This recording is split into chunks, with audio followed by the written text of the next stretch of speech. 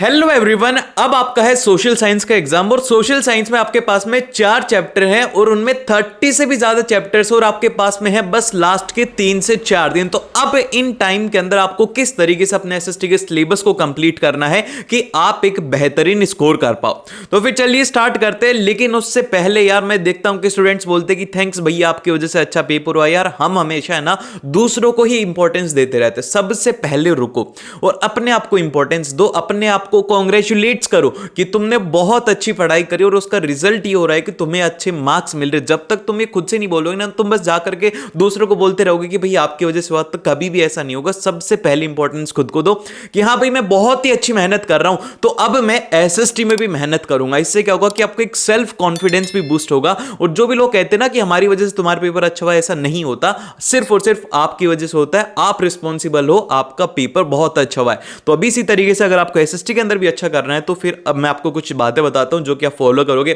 तो डेफिनेटली आपको हेल्प मिलने वाली है। तो सबसे पहले और सबसे इंपॉर्टेंट बात है कि अब आपके पास में लास्ट के 4 दिन बचे हुए हैं, तो इनमें आपको टाइम को मैनेज बहुत अच्छे तरीके से करना होगा, क्योंकि इसके अंदर अगर आपने एक भी मिनट वेस्ट करी तो आपके मार्क्स वहां पर डिक्रीज हो सकते हैं। तो इसीलिए आपको क्या पढ़ना है, कैसे पढ़ना है, कहां से पढ़ना है, प्लस ऑफ आंसर्स कैसे लिखने हैं, वो सब मैं बताऊंगा। तो अब ये 4 दिनों के अंदर आप एक रूल फॉलो कर लो, 4-3-1 रूल आपको फॉलो करना है। अब ये रूल क्या है, सिंपल सा ये है कि आपको हर एक दिन चारों सब्जेक्ट को पढ़ना है। ये नहीं कि भैया मेरे को तो है ना ज्योग्राफी ना बहुत ही ज्यादा घटिया लगती है तो मैं अब ज्योग्राफी नहीं पढ़ूंगा, ऐसा नहीं है। आपको हर एक सब्जेक्ट को पढ़ना होगा और उसी के साथ में 3 घंटे हर एक सब्जेक्ट को दो, कि जैसे कि आपको कोई भी एक अपनी लिस्ट बना लो कि भाई मेरे को ये चैप्टर पढ़ने, उनको आपको पढ़ना है। प्लस ऑफ एक सैंपल पेपर आप जरूर से कर लेना, 1 से 2 सैंपल पेपर आपको जरूर से कर लेने हैं। एग्जाम से पहले पहले 2 सैंपल पेपर कर लेना, ये मैंने एक अलग से इंक्लूड कर रखा है। अगर आप जैसे कि एक दिन आप सैंपल पेपर कर लिया, उसके बाद में उसका एनालिसिस करोगे तो हो सकता है कि टाइम ज्यादा लग जाए,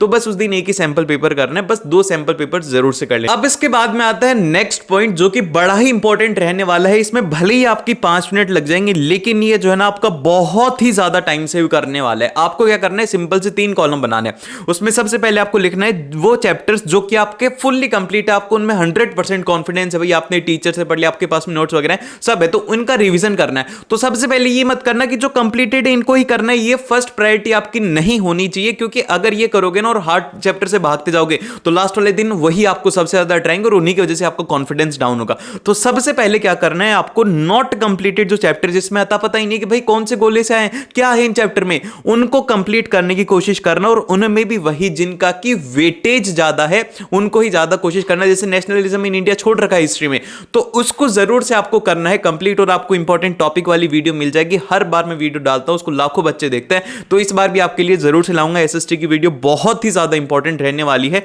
तो उसको करना है। फिर उसके बाद में आपको पार्शियली कंप्लीट के ऊपर ध्यान देना है। इसमें से नोट कंप्लीटेड में सिर्फ और सिर्फ उन्हीं के ऊपर ध्यान देना है जिनका की वेटेज ज्यादा है। ये नहीं कि आप सारे नोट कंप्लीटेड कर रहे हो, नहीं करना है। फिर आपको करना है यहां पर जो पार्शियली कंप्लीटेड। अब इसमें वो चैप्टर आएंगे जिसका कि आपको अंदाजा तो है कि हाँ भाई टीचर ने कुछ कुछ तो बोला था, तो आपको मतलब पता है कि हाँ भाई ये इस तरीके से होता है। आपको सिर्फ और सिर्फ क्या करना है, उसके नोट्स को रिवाइज करना है और उसके क्वेश्चंस की प्रैक्टिस करनी है, बस आपको ये करना है। और इसके अलावा इसमें कुछ भी नहीं करना, बस 5 मिनट लगाओ और देखो कि भाई मेरे को क्या आ रहा है, क्या नहीं आ रहा, मेरे को कौन से चैप्टर पढ़ने। अगर ये नहीं करोगे ना तो फिर तुम पढ़ते रह जाओगे, तुम्हें पता ही नहीं लगेगा कि भाई सिलेबस कहां पर कितना हुआ है, मेरे को क्या पढ़ना है। तो इसीलिए करना जरूरी है। फिर उसके बाद में नेक्स्ट और वेरी वेरी इंपॉर्टेंट है 90%। आपका 90% ऑफ द जो एसएसटी का पेपर है वो इन 2 चीजों के ऊपर ही डिपेंड करता है। सबसे पहला तो है भैया जो बच्चे ने कुछ भी नहीं पढ़ रखा, उनके लिए मैं बता देता हूं, सिर्फ और सिर्फ पीवाईक्यूज भी अगर रट लेते हो तो एग्जाम के अंदर एज इट इज क्वेश्चन आते हैं, पीवाईक्यूज के ऊपर बेस्ड क्वेश्चन आते हैं, बस उनकी लैंग्वेज को चेंज किया जाता है।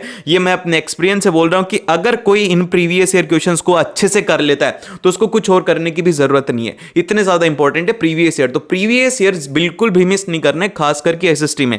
फिर जो सेकंड है वो है, हम लोग इग्नोर करते हैं एनसीईआरटी के जितने भी इन टेक्स्ट, मतलब कि जो लास्ट के पेज पर क्वेश्चंस होते हैं ना, उसको हम लोग इग्नोर करते हैं। लेकिन एग्जामिनर को पता है कि भाई ये क्वेश्चंस इंपॉर्टेंट हैं और इनमें से एग्जामिनर क्वेश्चन जरूर से पूछेगा। और एक बात ध्यान रखना कि जब भी आप लोग पीवाईक्यूज कर रहे हो या फिर एनसीईआरटी के क्वेश्चंस कर रहे हो तो उसमें लॉन्ग आंसर जो क्वेश्चंस हैं इनको बहुत ही ज्यादा इंपॉर्टेंस देना, क्योंकि लॉन्ग आंसर के अंदर एक तो आपको क्या मिलेगा, आपके जितने भी एमसीक्यू हैं वो हो जाएंगे, एमसीक्यू सारे इससे प्रैक्टिस हो जाएंगे, प्लस ऑफ उसके बाद में एमसीक्यू भी हो जाएंगे, यहां से शॉर्ट आंसर भी आपको मिल जाएगा। और शॉर्ट आंसर के साथ में आपको लॉन्ग आंसर से निकाल निकालने हैं कीवर्ड्स। अब ये जो कीवर्ड्स आप निकालोगे ना, इन कीवर्ड्स को आप क्या कर सकते हो, किसी भी लॉन्ग आंसर में भी यूज कर सकते हो, उसी के साथ में शॉर्ट आंसर में भी यूज कर सकते हो। तो इसीलिए क्या करना है, सबसे पहले पीवाईक्यूज और एनसीईआरटी के लॉन्ग आंसर्स को रटने की कोशिश करना, याद करने की कोशिश करना, क्योंकि इसमें ज्यादा कुछ लॉजिक वाली बात नहीं भाई। सिंपल सा क्वेश्चन कहां से आएंगे, लॉन्ग आंसर टाइप क्वेश्चन आएंगे। लॉन्ग आंसर टाइप क्वेश्चन हमें प्रैक्टिस करने, जिससे कि एमसीक्यू क्वेश्चंस वगैरह बनते हैं,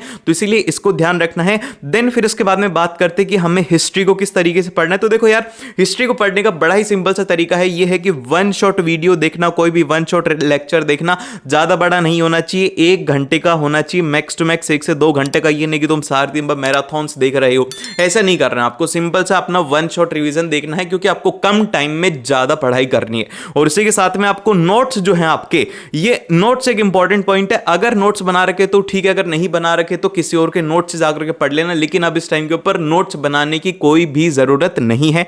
और एक और इंपॉर्टेंट बात है, जैसे कि नोट्स की जब मैं बात कर रहा हूं, तो इसमें एक तो आपको डेफिनेशन जरूर से याद रखनी है, जितनी भी हिस्ट्री के अंदर, जैसे कि रॉलेट एक्ट क्या होता है, एग्जाम के अंदर सीधा क्वेश्चन आता है। फिर उसी तरीके से कॉर्न लॉ क्या होता है, तो ये जो डेफिनेशन है ये बहुत ही ज्यादा इंपॉर्टेंट है। प्लस ऑफ नोट्स में आपको ध्यान रखनी है क्या, हिस्ट्री के अंदर आप याद रखोगे डेट्स। इसमें डेट्स बहुत ही ज्यादा इंपॉर्टेंट है, डेट से रिलेटेड क्वेश्चन जरूर से आता है एग्जाम के अंदर, तो डेट आपको पता होना चाहिए। प्लस ऑफ आपको यहां पर क्या करना है, आपको करना है एनसीईआरटी के क्वेश्चंस और पीवाईक्यूज को आपको यहां पे हिस्ट्री में इंपॉर्टेंस देनी है, क्योंकि हिस्ट्री जो है, अगर एनसीईआरटी इस टाइम के ऊपर पढ़ने बैठोगे तो भाई साहब टाइम बहुत ज्यादा वेस्ट हो जाएगा और आपका सिलेबस कंप्लीट नहीं होगा।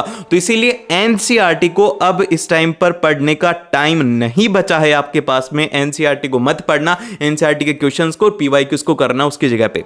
फिर उसके बाद में जो नेक्स्ट आती है वो आती है कि भैया हमें हिस्ट्री की जो डेट्स हैं इसको हम लोग किस तरीके से याद रखेंगे। तो हिस्ट्री की डेट्स को याद करने का सबसे बेहतरीन तरीका यह है कि आप क्या करो, इनको स्टोरी फॉर्म में याद रखो। अब जैसे कि होता क्या है कि हमें ना, हमारी प्रॉब्लम यही होती है कि हम क्या खोलते हैं, खोल के देखते हैं कि भाई 1917 के अंदर ये हुआ था, फिर 1918 में ये हुआ था। तो इससे क्या होगा कि हम इन डेट्स को भूल सकते हैं, तो इनको ना भूले इसलिए क्या करना है, आपको सिर्फ और सिर्फ डेट्स को रिवाइज नहीं करना, आपको पूरे चैप्टर को रिवाइज करना है एक स्टोरी की फॉर्म में। जैसे कि सबसे पहले नॉन कॉर्पोरेशन मूवमेंट हुआ था, फिर उसके बाद नॉन कॉर्पोरेशन मूवमेंट क्यों बंद हुआ था, कब बंद हुआ था, तो इस तरीके से याद रखोगे तो आपको हिस्ट्री की डेट्स याद रहेंगी। तो ये एक इंपॉर्टेंट पॉइंट रहेगा। देन फिर इसके बाद में जो नेक्स्ट आता है वो आता है हमारा ज्योग्राफी। अब ज्योग्राफी को किस तरीके से पढ़ना है, तो देखो यार, ज्योग्राफी में क्वेश्चन कहां जाएंगे, ज्योग्राफी में क्वेश्चंस बनते हैं आपके पास में डेफिनेशन से रिलेटेड क्वेश्चन बनते हैं, किसी के फीचर से रिलेटेड क्वेश्चन बनते हैं। जैसे कि अब जो ज्योग्राफी है इसमें डेटा के ऊपर बेस्ड सारे क्वेश्चंस रहते हैं, कि जैसे कि रबी क्रॉप्स क्या होती हैं, खरीफ क्रॉप्स कहां होती है, महाराष्ट्र में कौन सी क्रॉप्स ज्यादा होती है, कौन सी सॉइल रहती है, तो ऐसे डेटा बेस्ड क्वेश्चन ज्योग्राफी से पूछे जाएंगे। तो इसमें आपको क्या करना है, अपने नोट्स में उस डेटा को ध्यान रखना है कि भाई जैसे कि महाराष्ट्र की बात करी जा रही है, तो महाराष्ट्र किसका सबसे बड़ा लार्जेस्ट प्रोड्यूसर है। तो अब मेरा एक क्वेश्चन है, जल्दी से आप लोग मुझे बताना कि शुगर केन जो होता है, मतलब शुगर केन जो होता है जिससे चीनी बनती है, वो सबसे ज्यादा कौन सा स्टेट प्रोड्यूस करता है।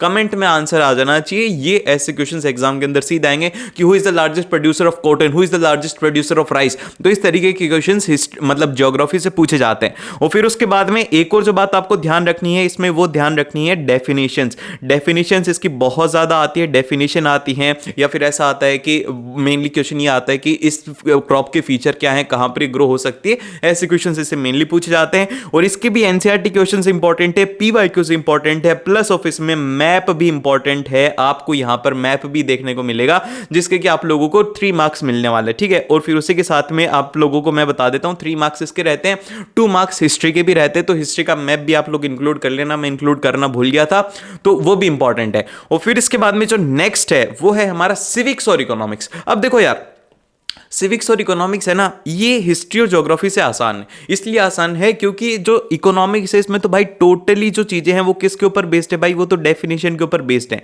कि जैसे बार्टर सिस्टम क्या होता है, ये डेफिनेशन आ जाती है, एंटरप्रेन्योरशिप, तो इस तरीके की क्वेश्चंस किससे में आती है, इकोनॉमिक्स में। और उसी के साथ में सिविक्स में क्या आता है, सिविक्स भी टोटली हमारी किसके ऊपर बेस्ड है, डेफिनेशंस के ऊपर बेस्ड है। तो इसीलिए आप ध्यान रखो कि इन दोनों के अंदर एक तो आप नोट्स का रिवीजन करो, और प्लस ऑफ आपको एनसीईआरटी के क्वेश्चंस को और पीवाईक्यूज को आपको रिवाइज करना है। देन फिर इसके बाद में जो नेक्स्ट सबसे ज्यादा इंपॉर्टेंट आता है, ये इंपॉर्टेंट नहीं है कि आप कितना पढ़ रहे हो, आप जो पढ़ रहे हो क्या उसे सही ढंग से लिख पा रहे हो, वो सबसे ज्यादा इंपॉर्टेंट है। तो इसीलिए कुछ टिप्स है जो कि आपको अपने आंसर्स को अच्छा बनाने में हेल्प करेंगे। जैसे कि सबसे पहली तो ये है कि अपने आंसर को खुद के वर्ड्स में लिखो। वो जो बुक वाली लैंग्वेज है ना यार, उसको अवॉइड करो, क्योंकि अगर उसे रटने लगोगे तो आपको याद नहीं होगा। अपनी लैंग्वेज के अंदर उसे याद रखो, बस उसमें कीवर्ड्स इंक्लूड करते रहना। जैसे कि आपने लॉन्ग आंसर पढ़ा, लॉन्ग आंसर पढ़ने को मैं बार बार बोल रहा हूं क्योंकि इसमें जो कीवर्ड्स है ये आपको एग्जाम के अंदर ज्यादा नंबर दिलवाएंगे बाकी के स्टूडेंट से। फिर इसके बाद में जो नेक्स्ट आता है कि कोशिश करना कि आप जो अपने आंसर्स हैं उनको पॉइंट्स में लिखो। ये जैसे कि आपसे पूछा जाए कि what are the features of Satyagraha, तो आप इन कंपैरिजन की भाई उसे पैरा में लिख रहे हो, उसके जगह पर आप उसे पॉइंट्स में लिखना प्रेफर करो। और अब किस में कितने पॉइंट लिखने हैं ये मैं बता देता हूं। जैसे कि अगर आपका क्वेश्चन आता है 3 मार्क्स के अंदर क्वेश्चन आता है, तो 3 मार्क्स में आपको सफिशिएंट होते हैं, 3 से 4 पॉइंट सफिशिएंट होते हैं, इससे ज्यादा नहीं लिखना होता। अगर इससे ज्यादा लिखते हो तो आपका पेपर छूटेगा। और वहीं पर अगर हम लोग बात करते हैं 5 मार्क्स के क्वेश्चन की, तो 5 मार्क्स के जितने भी क्वेश्चंस होते हैं इनमें 6 to 7 पॉइंट्स मिनिमम होते हैं, इतने आप लिख सकते हो, इससे ज्यादा आपको नहीं लिखना होता है, बस ये है। और 2 मार्क्स के क्वेश्चन के अंदर आप मैक्स टू मैक्स 3 पॉइंट लिख सकते हो, 3 पॉइंट से ज्यादा आपको इसमें नहीं लिखना है, बस ये है। और ज्यादा इसमें कुछ भी नहीं है कि भाई पॉइंट्स में लिखना है। पॉइंट्स में लिखने का एक फायदा ये होता है कि आपका आंसर जो है वो जितना होता है उससे ज्यादा बड़ा दिखता है, और आपको इसको एलैबोरेट करना आना चाहिए कि भाई एक लाइन आपने क्वेश्चन की लिख दी, फिर उसके बाद में कोई पॉइंट नहीं आ रहा तो उसी को ही घुमा करके फिर से लिख दिया, तो इससे क्या होता है कि आपका आंसर अच्छा लगता है, और जितना बड़ा आंसर दिखता है उतनी अच्छे आपको मार्क्स मिलते हैं। फिर उसके बाद में नेक्स्ट आता है कि आपको इंपॉर्टेंट कीवर्ड्स को मार्क करना है, जितने भी आपके प्रीवियस ईयर कर रहे हो उनमें। जैसे कि बार बार आपने लॉन्ग आंसर देखा कि भाई इसमें ये कीवर्ड्स आ रहा है, जैसे कि बल्कन्स की अगर बात करी जा रही है तो बल्कन्स में आपको बताना चाहिए कि उनका क्या फीचर है, उसको हाईलाइट कर लो। फिर जब आप अपने आंसर में लिखोगे तो आप उसको लिखोगे। फिर उसके बाद में जस्टिफाई करने वाले और एक्सप्लेन करने वाले क्वेश्चंस ध्यान से देखने हैं कि किस तरीके से होता है, क्योंकि स्टेटमेंट के ऊपर बेस्ड क्वेश्चन आ जाता है। तो ये सब चीजें हैं जो कि आपको इसमें ध्यान रखनी है, और आप बहुत ही बेहतरीन एसएसटी के अंदर स्कोर करने वाले हो। और मिलते हैं आप लोगों से नेक्स्ट वीडियो के अंदर। All the very best.